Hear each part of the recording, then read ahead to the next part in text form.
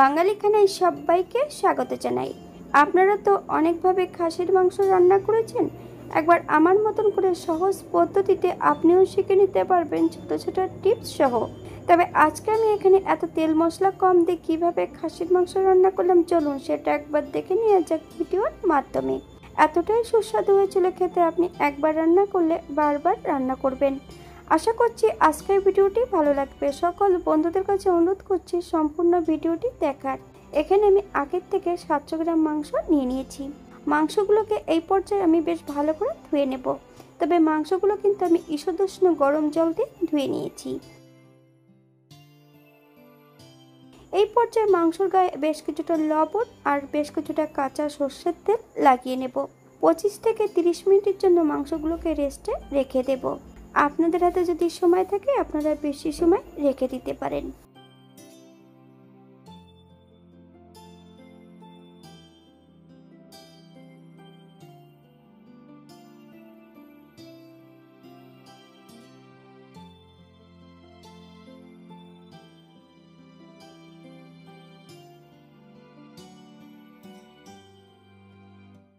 আগের থেকে কিন্তু আমি আলুগুলো ভাজা বসিয়ে দিয়েছি। তবে আলু ভাজাটা করছি কিন্তু আমি সর্ষের তেলে। এই পর্যায়ে আমি তেল থেকে সম্পূর্ণ আলু ভাজাগুলো তুলে নেব। আপনারা এর থেকে কম বেশি ভেজে নিতে পারেন।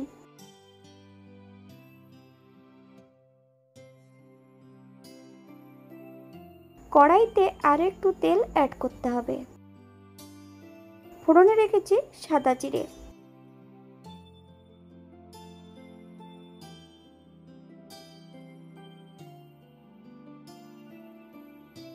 মিডিয়াম সাইজের 3টে পেঁয়াজ একটু বড় করে কেটে রেখেছি। আপনারা একবার স্ক্রিনের দিকে ফলো করবেন। সম্পূর্ণ পেঁয়াজগুলো অ্যাড করব।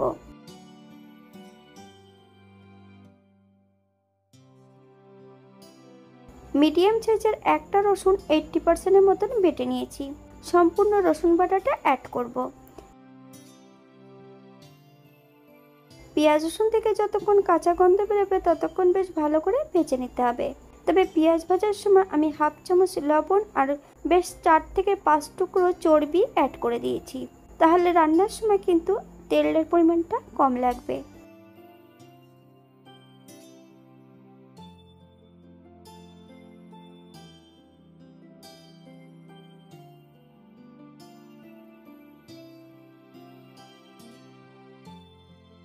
বাঙালি রান্না ঘরোয়া উপকরণ দিয়ে আপনাদের যদি রান্নাগুলো পছন্দ হয় তাহলে চ্যানেলটি সাবস্ক্রাইব করে দিয়ে পাশে থাকবেন। পাশে থাকা বেলটি বাজিয়ে দেবেন, নইলে নিত্য নতুন রান্নার নোটিফিকেশন পাবেন না। আমার এই চ্যানেলে আমিষ, নিরামিষ এবং বিভিন্ন ধরনের খাসির মাংসের রেসিপি দেওয়া আছে। আপনাদের যদি পছন্দ হয় তাহলে চ্যানেলটি ঘুরে একবার দেখে নেবেন।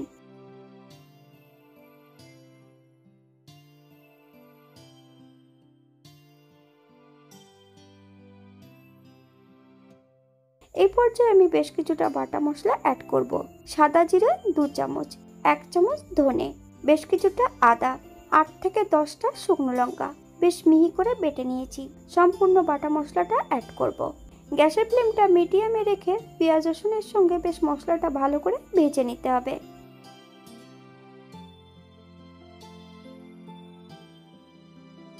হাফ চামচ হলুদ গুঁড়ো, হাফ চামচ কাশ্মীরি লঙ্কার গুঁড়ো,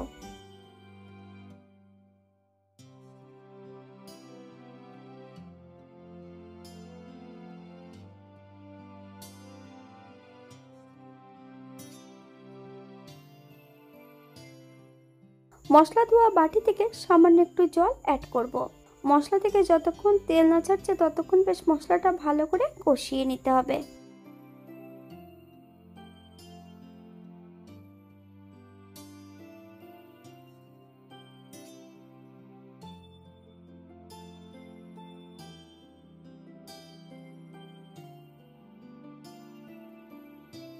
এই পর্যায়ে ম্যারিনেট করা সম্পূর্ণ মাংসগুলো অ্যাড করে দেব। গ্যাসের ফ্লেমটা হাইতে রেখে 30 থেকে 40 মিনিটের মতন মাংসটা ভালো করে কষিয়ে নিতে হবে।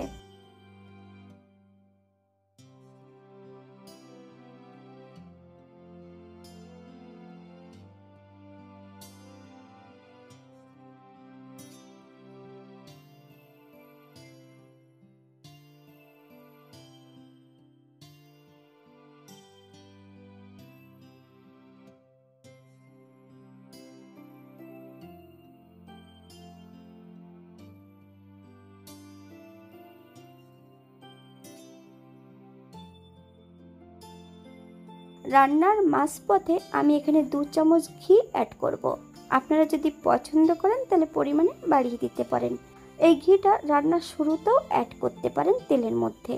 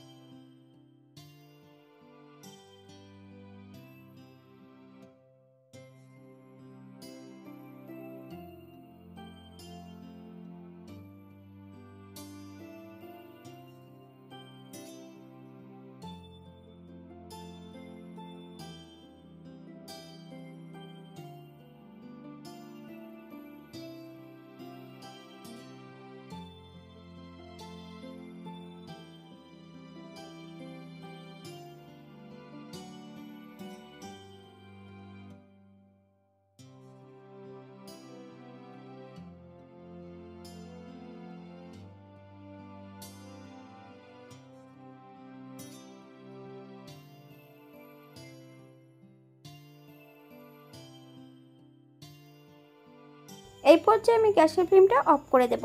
সম্পূর্ণ মাংসগুলো প্রেসার কুকারে অ্যাড করব। আমি এখানে গ্রেভির জন্য প্রেসার কুকারে 2 কাপ জল অ্যাড করেছিলাম। আপনাদের যতটা গ্রেভির প্রয়োজন আপনারা ততটা জল অ্যাড করতে পারেন। প্রেসার কুকারে 3টে হুইসেল দিয়ে নিতে হবে। 10 মিনিটের জন্য প্রেসার কুকারটাকে স্ট্যান্ডিং টাইম দিতে হবে।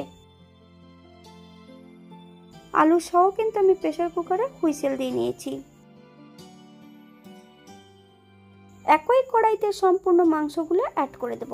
মাংসের সঙ্গে কিন্তু আমি আলুগুলো রান্না করব না। আলুগুলো কিন্তু আমি আলাদা একটা পাত্রে তুলে রেখেছি। হাই ফ্লেমে 5 থেকে 7 মিনিটের মতো রান্না করে নিতে হবে।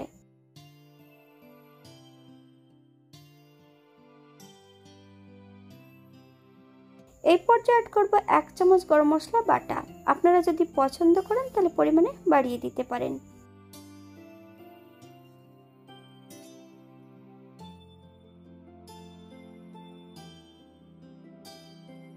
গ্যাসের ফ্লেমটা অফ করে দিয়ে 5 মিনিটের জন্য স্ট্যান্ডিং টাইম দেব। তারপর সার্ভ করব।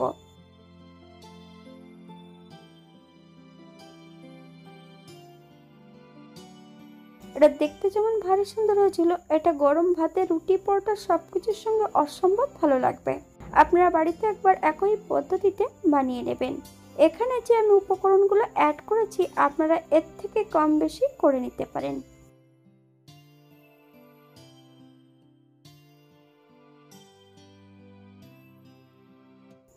আজকের ভিডিওটি এই পর্যন্ত। সবাই সুস্থ থাকবেন, ভালো থাকবেন। অন্যদিন নতুন রেসিপি নিয়ে আপনাদের সামনে আবার আমি হাজির হব। নতুন ও পুরনো সকল বন্ধুদের অসংখ্য ধন্যবাদ ভিডিওটি দেখার জন্য। হাতে যদি সময় থাকে তাহলে একটা লাইক, কমেন্ট, শেয়ার করবেন।